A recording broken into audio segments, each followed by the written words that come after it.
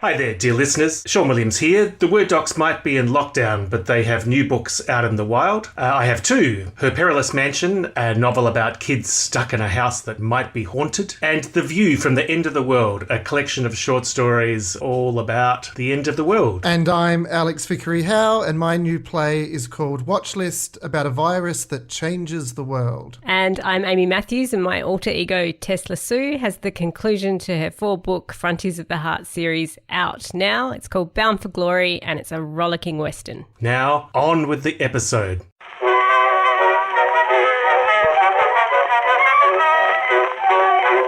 Why don't you write when you don't need money, honey? That would certainly make a hit.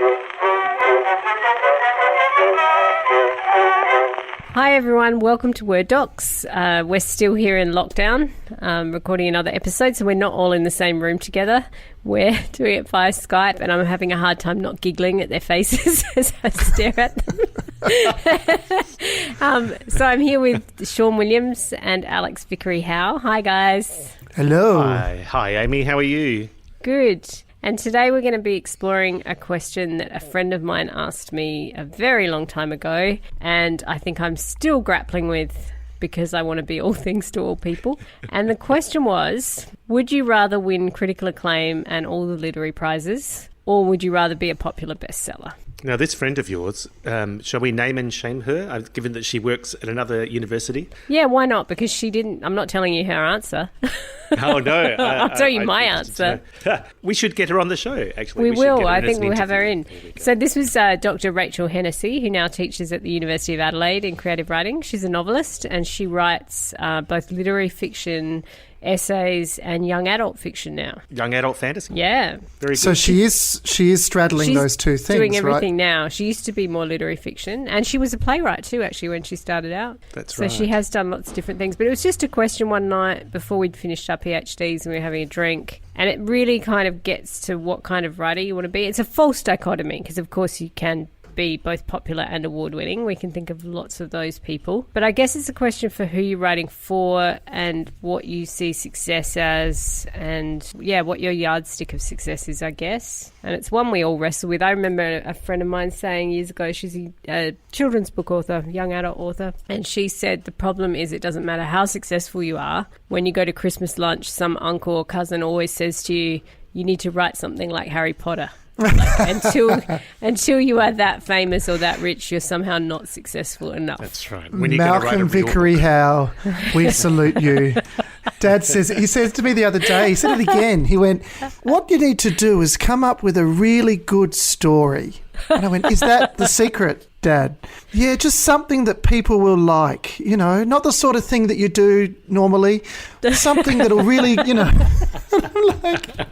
Thanks, Dad. Thanks, Dad. Have I told that story about my aunt-in-law who, on being introduced to me for the first time, asked me what kind of writing I do, and I explained, and she said, oh, interesting, I like my books to contain language. Oh, right. You're dead to me now. You're dead to me.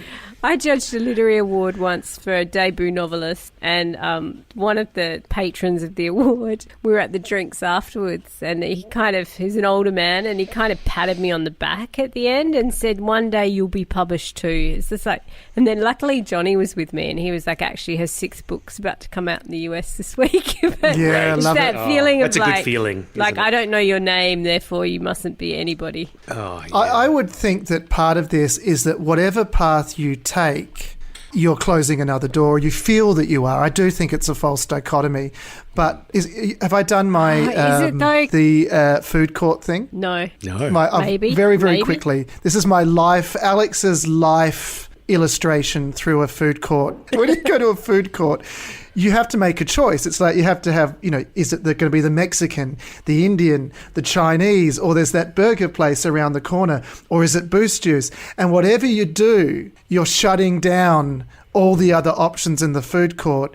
So I'm never happy. If I get a taco, I'm thinking, gee, I should have got a bloody... But there's always tomorrow. You can always get the taco tomorrow. You can't spend every day in the food court. Well, I suppose in this metaphor, maybe you can. But that's the way I think it feels a lot of the time. It's like you make a choice and therefore you're closing other doors. It's or you FOMO. Feel You've got a bad case of FOMO. That's the problem. But Sean would understand this. Like I've never felt that. I've always felt I could do everything. And that's probably in our last episode we talked about your strengths or your weaknesses. I think that's one of mine. Is I've always felt like breadth is one of my things. I like doing everything, but that's also a weakness, right? Because it means branding you is difficult. You might need different names for different things. But I felt like when I really ventured into commercial fiction and real commercial fiction, I'm not talking like flirting with it, but it's still mainstream. I mean, going to romance, that my respectability immediately dropped. I've never been respectable. I don't really worry about that. I think you are though. Like if you've won awards and stuff, and you can be award winning, which Sean is as well. But I think once you venture into real commercial territory, there is a chunk of, I don't know, literati or critics or readers who never quite take you as seriously again. I've felt that. I don't know how Sean feels. That's my experience. Like Alex, I started off in a fairly unrespectable position. I mean, starting off, my first novels were science fiction, so how do you come back from that? But I do agree with you that there is a certain percentage of people in our culture that will not respect you if you write certain kinds of fiction or write a certain amount of fiction or write a particular way or don't espouse a certain kind of attitude. And I figure that's okay because, like you, Amy, I want to be loved by everyone. And admired by everyone, but people pleasers. Yeah, that's right, and I just know that's not possible. It did bother me at first. I used to say when I started writing, like, I'm going to be a bestseller and I'm going to win all the big literary prizes. And eventually I realised, just from listening to people around me, not even meeting the literati or meeting the critics, that I just realised that wouldn't be possible. That said, I think it is kind of possible. I think sometimes you can sort of sneak across into the other camp, even if it's just temporarily. Like I've just been shortlisted for one of the New South Wales Premier Awards for literature, which has never happened before. But that's because I did a book that's utterly unlike anything else that I've written before. So it was a weird experiment. There's no space puppies in this one. There are no space puppies at all. So I think if you want particular things, you have to use strategies that will help you get those things. And it's a pretty rare writer. Jackie Moriarty is one who can write fantasy and genre fiction and still pick up Premier's Awards for literature. They're pretty rare. I mean, she's a flat-out genius, and I know I'm not one of them. So I think I've resigned myself early on to think, well, I'd rather make a living as a writer than starve and have some statues. I think what I've been... I mean, I think this is my personal barrow, right? Like I'm a bit of a crusader. I find the embedded sexisms and classism and all of that stuff. Yeah, I think the idea that there are respectable genres, and I have written about this. I haven't published much about it yet, but I will. The embedded sexism, particularly against like romance fiction, but also classism against a lot of popular genres. But the sexism's a big one because I think even gaming is more respectable because it's a kind of masculinized genre of writing. And even comic books have kind of hit this kind of fanboy respectability in a way that women's fiction has not. And even big mainstream women's fiction, if you think of people like Marion Keyes, aren't that respectable critically. Jackie Moriarty's sister, Leanne Moriarty, still categorised as women fiction. One of the best writers in Australia. Still sort of looked down upon. Yeah, so I find, I mean, that just makes me get more stubborn, I have to say, and want to dig my heels in. Yeah, and that's fair enough. It's partly, I feel, reinforced a little bit within academia as well. I mean, I wrote my PhD sort of on this subject. I was asked to do a play for the AusAsia Festival in their second year. And the AusAsia Festival, particularly at that point, we're going back to 07, 08, it was quite a highbrow cultural event. And I noticed straight away there was this weird disconnect between the people who were in the theatres and the Moon Lantern event, which was this kind of community event that opened the festival. Just heaps of high school kids running around, eating stuff and with moon lanterns and stuff. And I went, we need to get that audience into the theatre. And that's when I wrote Once Upon a Midnight as this Japanese rock musical. and just basically went, I'm going to blow up the festival and this is what we're going to do. And it worked. I don't know if I think there's been some in the years since the festivals become a bit more inclusive in that way. But that was my moment where I went, I think I would rather be this thing than the high art thing, because you want to talk to people. I don't want to be in a bubble. I had a similar moment only a couple of years ago at the Playwrights Conference, one of the last Playwrights Conferences we had in Sydney, and I just went, I don't feel like I'm among my people. These people are lovely and I've got nothing against them, but I don't feel like I really belong here. So I went down to Newtown and hung out with a book editor friend of mine who said, yeah, you don't belong at the Playwrights Festival. You want to be at Comic-Con.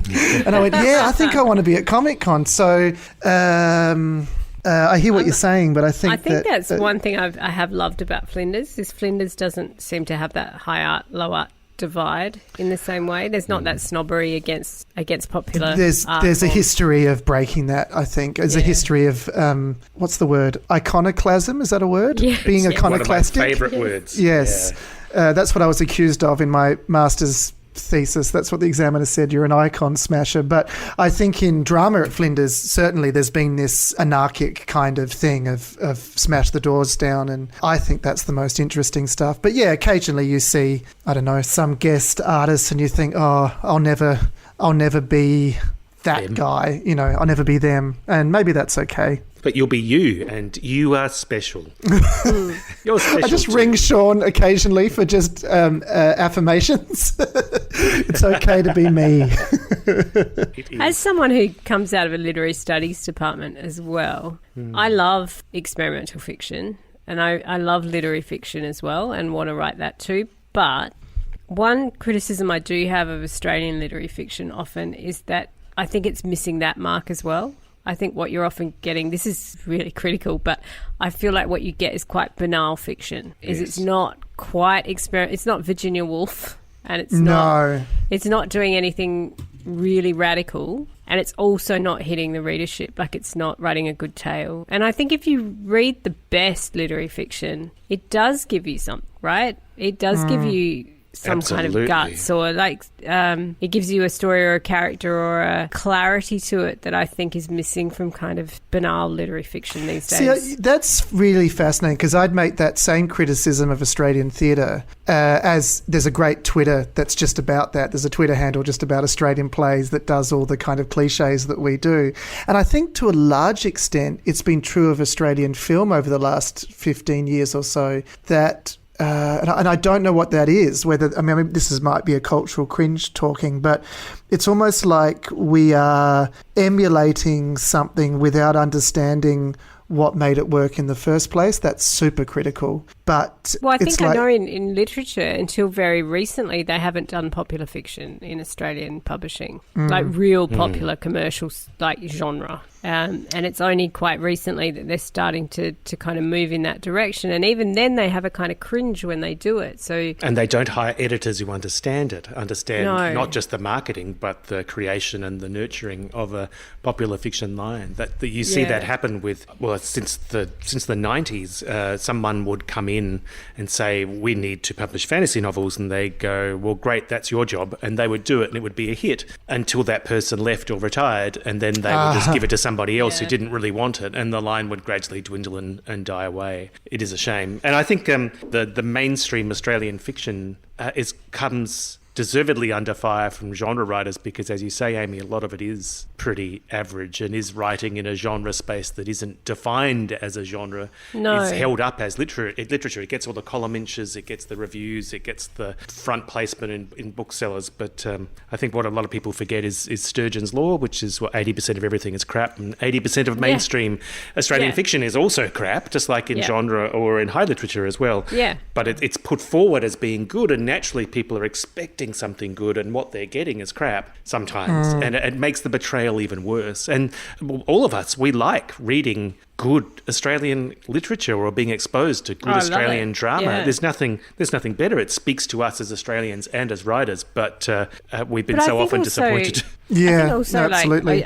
I know you two are the same. Like, I read everything. Like, I read so widely. If you looked at my bookshelves, it's every genre under the sun. And I write that way too, and I kind of resent the assumptions made about you when you move into genre. People just assume you're kind of lacking in education or intelligence. I've just found I wasn't expecting it when I moved into writing popular fiction, that the way I was treated shifted. I think because I started in literary fiction, I've seen the starkness of the two different ways of being treated. Yes. Of being taken very seriously and then being completely dismissed. And I've just found it so fascinating. It's been a really interesting experience. It's taught me a lot. I remember the first time I went to a literary festival. I'm not sure what I was doing there. I was writing fantasy at the time. But from a cultural perspective, I saw exactly what you're describing reflected back at me through the people around me. So you go to a science fiction convention or a romance writers convention, and they're fun. They're full of people who love the writing, love the work, love each other.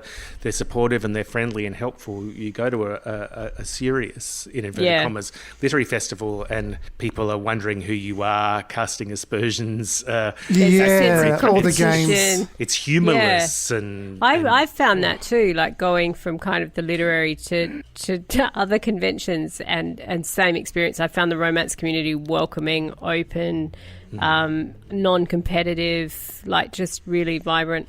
There's a really good, I won't say the author because it's not my story to tell to name her, but a very, very famous author who is routinely, every book she has out is either a #1 bestseller or in the top 10. Every single book. She went to a literary festival. She was actually invited to one of the literary ones, not just a popular fiction one. And she was on with a kind of very respectable literary author who had their second book out. And she was completely dismissed and belittled and kind of treated, like in the panel session, like one day she might write a real book. And it's like, well, here she's written like 20 bestsellers that thousands and thousands of people read. And this kind of watching her be patronised is just really upsetting. I think. So the sad thing is I'm not surprised at all. It happens all the time. It's terrible. Yeah. It's So where does that come from, do you think? I don't is know. it just an embedded snobbery? I wonder if you don't read widely. Because it probably happens in the genres too. Like there are a lot of people in popular fiction who are very defensive about literary, like who like to slag off literary fiction as being kind of boring and stale and all of that. And so it does go snobby. both ways. And I think, what I try and in my courses, Sean will have seen my lecture slides and stuff. I love them. The thing I'm really big on with students is teaching them to be curious and open and never dismiss anything. Like you can learn from anything. It doesn't matter how lowbrow you think it is, how inaccessibly highbrow you think it is. I think it's really intellectually lazy to dismiss stuff without really diving into it, without being open to what it can teach you. It's obviously easiest to do that. It's much easier to say, well, I've made up my mind, I don't need to think about it anymore. But it's doing yourself a disservice as well as the whatever you're dismissing. Yeah. But I think it takes... I was just thinking that actually maybe it's about emotional resilience too, and about trusting that it's okay to feel uncomfortable. Like if you don't understand something, or even if you don't like it, I think it's quite... When you're young, you shore up your sense of self and identity by kind of rejecting other things that aren't yours. And so maybe it's just a sign of... But, you kind of feel disappointed in mature people for continuing to do that rather than just owning that maybe this thing makes me feel uncomfortable or out of my depth, or I'm ignorant about this stuff and so I should be curious rather than dismissive. Yeah, I agree. And I did quite a bit of research a long time ago now about the relationship between popular culture and power, as in cultural capital. Yeah. And that really, if you go to those, I used to be a bit of a hardcore... I mean, I never dressed up, but I went to a lot of those kind of Comic Con, AV Con, what are they called? Various con events. Supanova. And went to Supanova. Went to all the panels, and you actually go, the most sophisticated conversations around the big ticket issues of our time are happening through popular culture and then being reflected in those events. The big, gender debates, identity debates, debates around queer representation or alternative sexualities, debates around race and culture, they're actually happening through popular culture. I often... in one of my culture fans too are also often quite inclusive. Like inclusive and welcoming, and they understand the power of representation. There's something lovely about seeing little girls running around Comic-Con playing Rey now. And you go, I'm not going to go back into Star Wars, but you go, okay, they now have an avatar for that.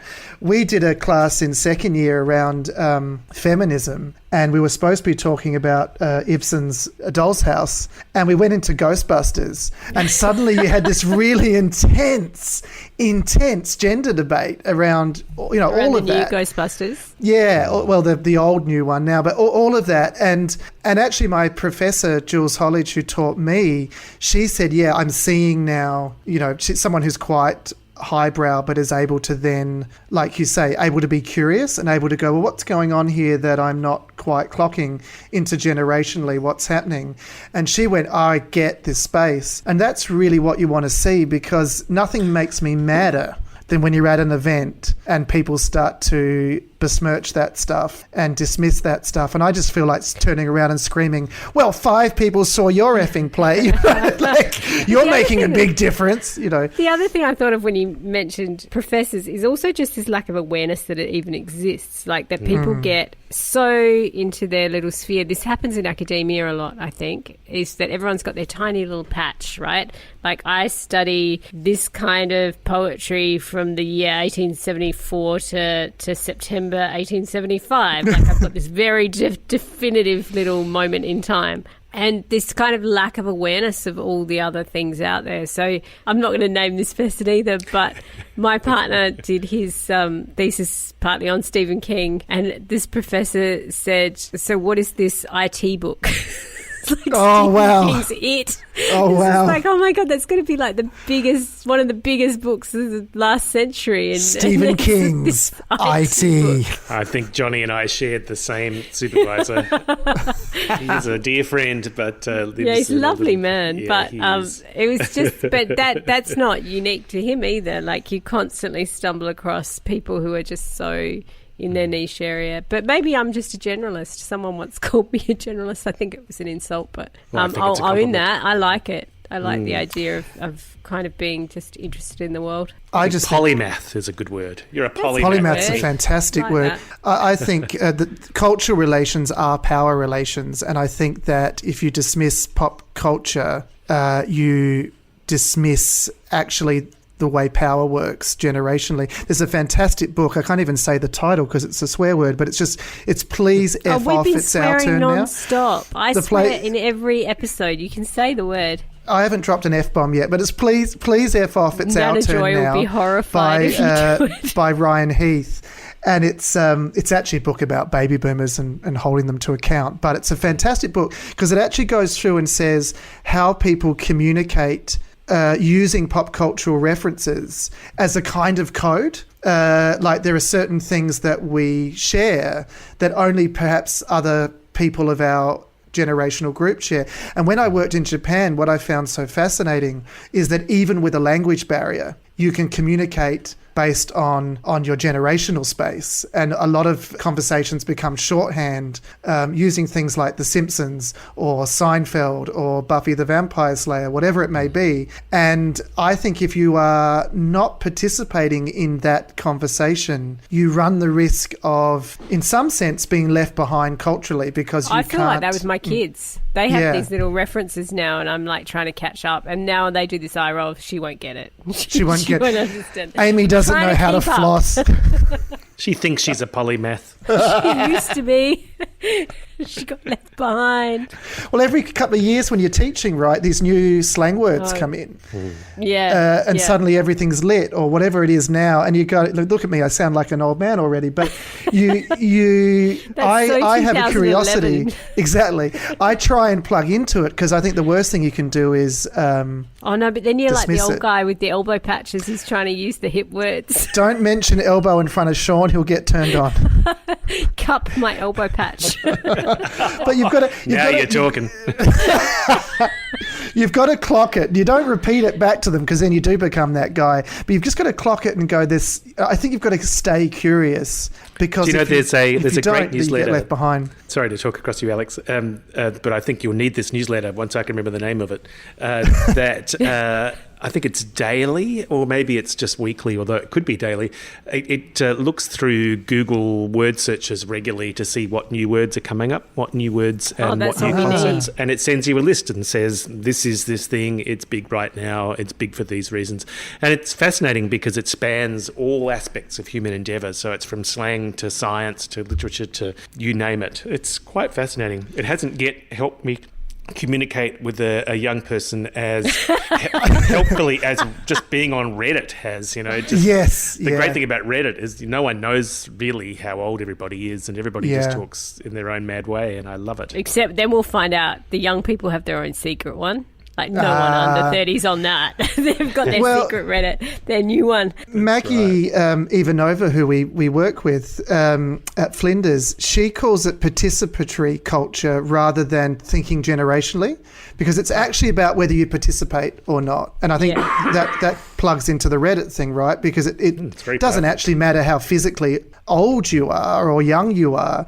It's about whether you want to be there and play the game, I think. And so I thought that was a really good way of framing it in a way that encourages people to have a go, rather than say, well, I'm not part of that group, so I'm not going to play that. Exactly. So back to our question again. Another way of framing it, I think, is because we keep circling around this idea of curiosity and participation, is another writer friend of mine once said that she thinks there are two different kind of writers, one who writes about themselves all the time and the other is one who's interested in other people. And I thought that was an interesting way to think about it too, like which kinds of books are inward focused and which kinds of books are outward focused, because I think a lot of, not all of it, but a lot of literary fiction is quite inward focused. Yes, obviously I'd say not Tolstoy or those guys, or Hugo or the realists. They seem quite outwardly focused. But the 20th century, like once we move into kind of once we get to that 20th century kind of modernism and postmodernism, that focus on the inner self, that's a very different thing than genre fiction and the story and the rollicking adventure, maybe. I wonder if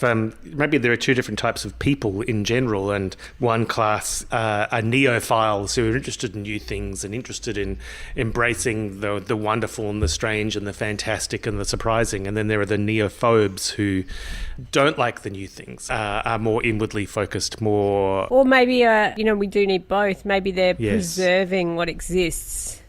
Well, this is progressives versus conservatives in a weird way. I mean, this is the major political divide of our age, but you do need both.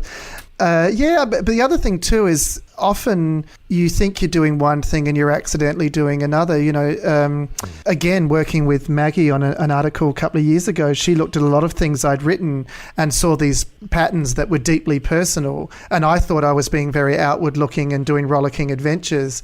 And she went, well, actually, all of these things come back to this one psychological issue. And I went, oh, okay. So is that the thing? I'm so transparent. I'm so transparent. Is that what I'm actually playing out here again and again and again?